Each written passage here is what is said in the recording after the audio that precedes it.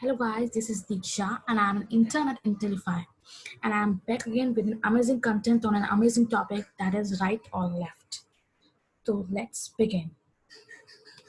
Actually friends, in the last video I have told you that plane mirror forms images and it has various characteristics, and one of those characteristics was that concept behind right or left. I told you to do an experiment.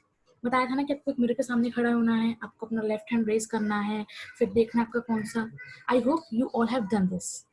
तो आज मैं उसी concept को और elaborate करूंगी ताकि आपको और अंडरस्टैंडिंग अच्छी हो जाए. ठीक है. सी, मैंने आपको बताया था कि आप एक अपने हैंड में पेन होल्ड करना, तो वही जो आपका हो रहा था ना कि आप राइट में होल्ड कर रहे हैं तो लेफ्ट में दिख रहा था, लेफ्ट में होल्ड कर रहे हैं तो राइट में दिख रहा था. दैट इज ऑल राइट और लेफ्ट.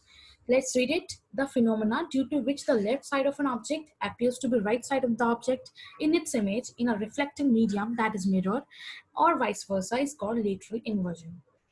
अब सी, मैंने एक टर्म दे दिया इसे लेटरल इन्वर्जन. तो व्हाट दिस टर्म इज, यानी कि ये जो पूरा फिनोमेना हो रहा है ना, जिसमें आपका राइट लेफ्ट बन जा रहा है और लेफ्ट राइट बन जा रहा है, इसी को हम लेटरल इन्वर्जन कहते हैं. This is a technical term to all this definition.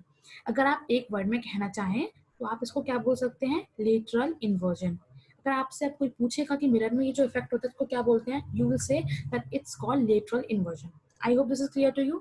Let's move to the next slide. अब हमने टेक्निकल डेफिनेशन तो देख ली.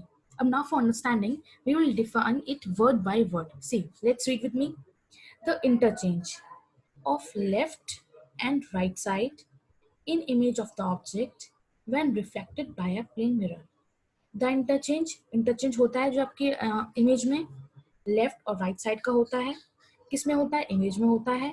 कब होता है, जब रिफ्लेक्शन अकर करता है किसी प्लेन मिरर से. ओके. अब सी दिस पिक्चर. अब जब आप मिरर के सामने खड़े होते हैं तो ऐसा होता है कि लेफ्ट राइट हो जाता है. ऐसा तो नहीं होता ना कि आपका हेड नीचे दिखने लग जाए. तो this needs to be clear to all of you. कभी भी मिसकंसेप्ट मत पैदा करना कि इसको लेटरल इन्वर्जन बोलते हैं. दिस इज कॉल्ड राइट और left. This is not, this never happens in a mirror. Okay. I hope you will remember this, that this is not lateral inversion. बहुत सारे स्टूडेंट्स मिस्टेक करते हैं and I hope after seeing this video you will not do this mistake. Okay, let's move to the next slide. I told you that science is all about noticing and observing the things. I hope all of you have observed that on a vehicle, medical vehicle, ambulance is written in somewhat different pattern. देखो वहां पर ना ambulance ऐसे भी लिखा होता है, एक मतलब अलग तरीके से भी लिखा होता है. ये तो करेक्ट लिखा हुआ है कि अलग तरीके से लिखा होता है. See in this image also you see in cartoon videos there ambulance is written in a different way. Why is it so? तो हम जो कंसेप्ट पढ़ रहे हैं ना उसके बाद you will answer this question that why is it so. तो एम्बुलेंस में होता क्या है, एम्बुलेंस इज यूजुअली ना हरी. एम्बुलेंस में पेशेंट को जल्दी लेके जाना पड़ता है, तो they want to convey their message to all those people who are around traffic, that so that they will give a way to it and it can reach its destination early. तो उसके लिए क्या करते हैं, हमारे पास जो driver होता है ना, जो आगे और जो ट्रैफिक्स होते हैं जिनके वो ड्राइवर होते हैं, उनके पास एक रियर व्यू मिरर होता है. आपने देखा होगा आपके जितने व्हीकल्स होते हैं उसमें एक साइड में मिरर होता है. आई नो, देखो जिस तरह का ये मिरर जो होता है, आई hope you all have notice this. इस मिरर में क्या होता है, लेटरल इन्वर्जन होता है.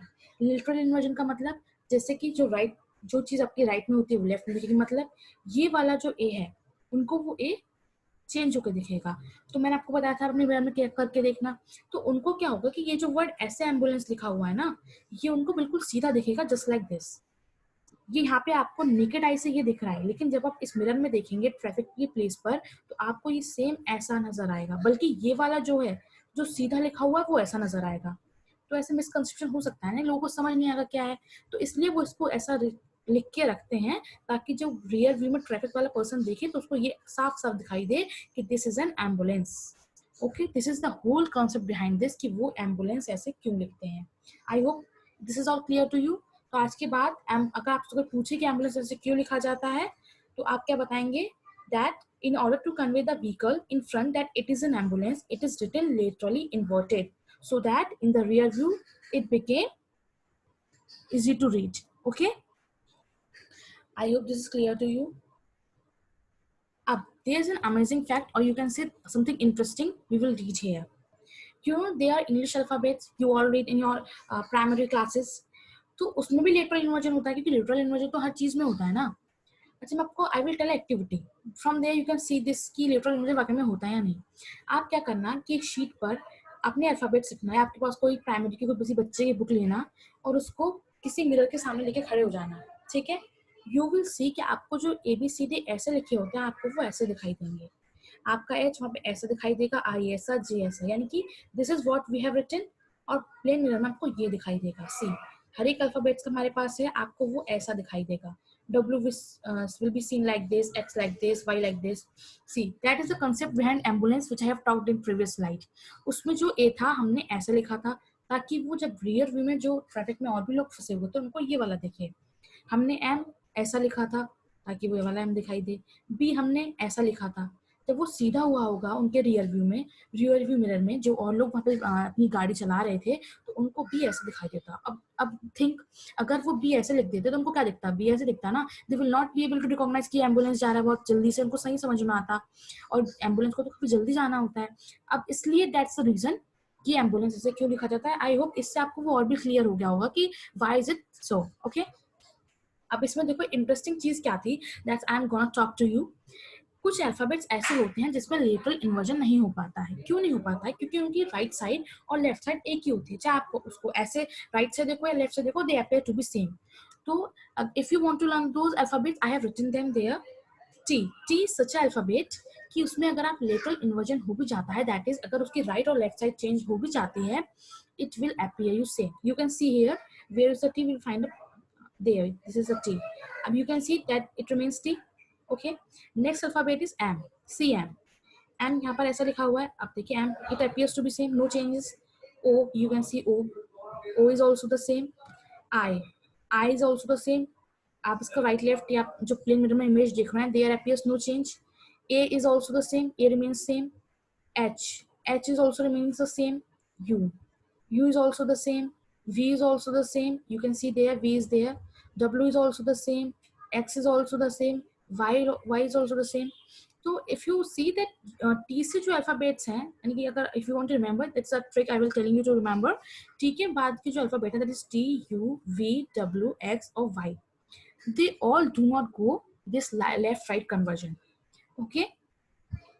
So if you all people want to do and see it doing you live, then you can write them on a paper and take a mirror or stand in front of the mirror और देखना कि ये नहीं होगा। And as an activity you can do, that's write some words on the paper so that it appears to be the same। if you put a mirror, मतलब आपको क्या करना है, पेपर पे कोई ऐसा वर्ड लिखने की कोशिश करो जिसका कोई मीनिंग भी हो। That's an activity and I hope that you all will do it. एक वर्ड लिखना किसी पेपर पे और सोचना, उसका मीनिंग भी होना चाहिए, और जब आप उसको मिरर में देखें तो उसमें लेफ्ट और राइट में लेटरल इन्वर्जन नहीं करना चाहिए। मतलब जैसे आपको जैसे देख रहे हैं अल्फाबेट सेम हो रहे हैं, ऐसे ही जब आपको राइट से पढ़े तो सेम आना चाहिए और लेफ्ट से भी पढ़े तो भी सेम आना चाहिए। Think about it and I hope you all will do it, okay. So with this we end our session and this is Diksha signing off and have a great day ahead, okay, thank you।